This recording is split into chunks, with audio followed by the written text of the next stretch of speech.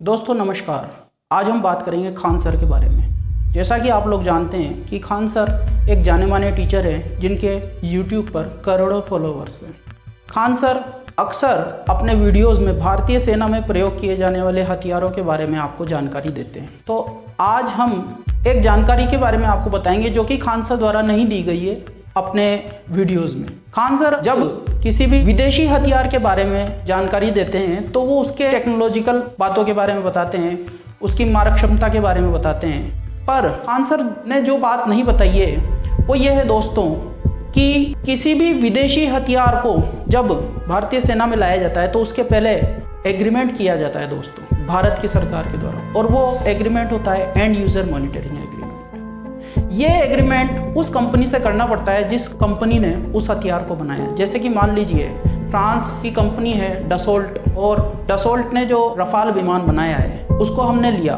तो रफाल लेने से पहले हमारी सरकार ने जो उसकी निर्माता कंपनी है उससे एक एग्रीमेंट किया। उस एग्रीमेंट का नाम है एंड यूजर मॉनिटरिंग एग्रीमेंट। तो इस एग्रीमेंट के तहत क्या होता है दोस्तों, इस एग्रीमेंट के तहत हमको जो विमान मिलता है उसके ऊपर काफ़ी सारी रिस्ट्रिक्शंस होती है। जैसे कि हम बिना परमिशन के उस विमान को नहीं उड़ा सकते या उस हथियार का इस्तेमाल नहीं कर सकते। यहाँ पर हम विमान के साथ साथ सभी हथियारों के बारे में बात कर रहे हैं जो कि एडवांस वेपन है। साथ ही साथ यदि उस हथियार में कोई प्रॉब्लम आती है, उस विमान में, उस एयरक्राफ्ट में कोई प्रॉब्लम आती है तो हमको उसी कंपनी से स्पेयर पार्ट्स लेने होंगे। हम उसकी नकल नहीं कर सकते, माने रिवर्स इंजीनियरिंग नहीं कर सकते। तो इससे क्या नुकसान होता है दोस्तों कि जैसे कि मान लीजिए अगर हमें पाकिस्तान पर अटैक करना है तो हमको पहले पूछना पड़ेगा फ्रांस से और उस कंपनी से, हमको अमेरिका से पूछना पड़ेगा, हमको रशिया से पूछना पड़ेगा। तो सीधे सीधे बात है कि हम परजीवी बन चुके हैं।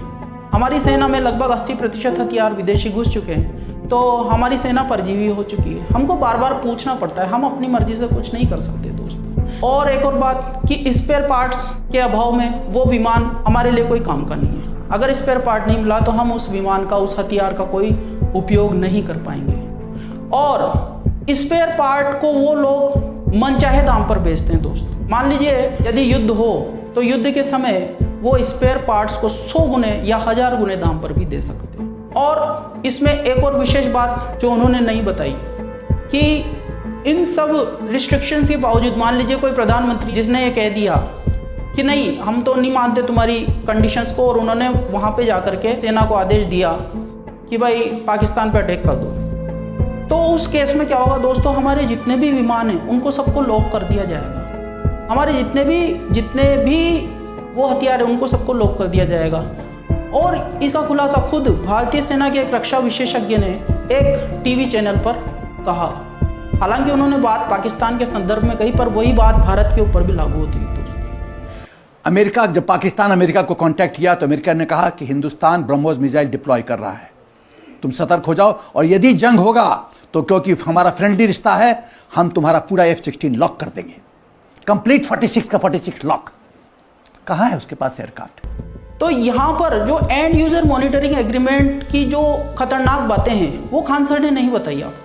तो मैं उनसे ये रिक्वेस्ट करूँगा कि वो इस पर भी एक वीडियो बनाए कि भाई किस तरह से हमारी भारतीय सेना को परजीवी कर दिया गया है सरकारों के द्वारा, उसमें विदेशी हथियार घुसा करके। और अभी तो जितने भी पार्टियां हैं, जितने भी दल हैं, वो सभी लोग समर्थन कर रहे हैं कि FDI आने दो, विदेशी हथियार घुसने दो। तो खान सर इस बात पर भी वीडियो बनाएंगे ऐसा मेरा मानना है, और वो लोगों को जानकारियां देंगे। दूसरी बात कि भाई इसका समाधान क्या है, हमारी सेना को हम स्वदेशी हथियारों से लैस कैसे बनाएं। तो इसका समाधान ये है दोस्तों कि स्वदेशी हथियार बनाना तो सभी चाहते हैं, स्वदेशी हथियार बनाने के लिए तो सभी कहेंगे, पर वो कोई आसान काम नहीं है स्वदेशी हथियार बनाना। इसके लिए बहुत ही ज़्यादा कंपनियों की ज़रूरत पड़ेगी अलग अलग स्तर पे काम करने की। जैसे कि एक मोबाइल होता है दोस्तों, तो मोबाइल में वो पूरा मोबाइल एक कंपनी नहीं बनाती, उसकी स्क्रीन कोई और बनाता है, उसका माइक्रो प्रोसेसर कोई और बनाता है, उसका जो कवर है वो कोई और कंपनी बनाती है। तो इस तरह से कई स्तर पे कंपनी चाहिए।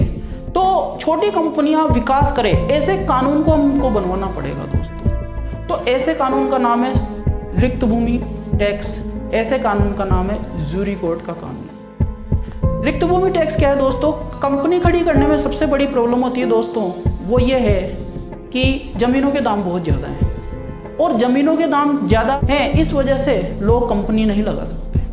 तो ज़मीनों के दाम कम करने के लिए हमारे पास में कानून होना चाहिए रिक्त भूमि टैक्स।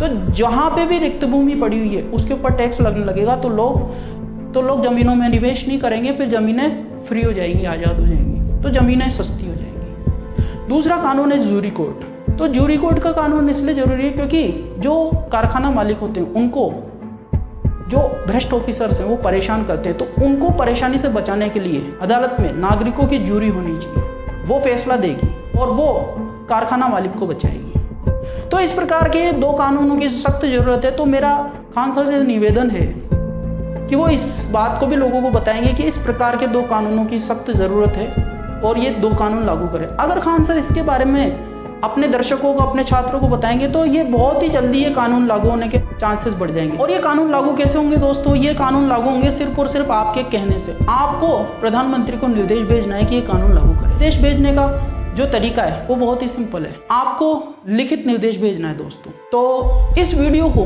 आप सभी लोग ज़्यादा से ज़्यादा शेयर करें और खान सर तक इस वीडियो को पहुँचाएं ताकि खान सर इन टॉपिक्स पर भी वीडियो बनाएं और देश के जन जन तक इस जानकारी को पहुँचाएं। आपने वीडियो देखी इसके लिए बहुत बहुत धन्यवाद। वीडियो को शेयर जरूर करें और आपके अपने RFA चैनल को सब्सक्राइब जरूर करें। तो मिलते हैं अगले वीडियो में, तब तक के लिए जय हिंद।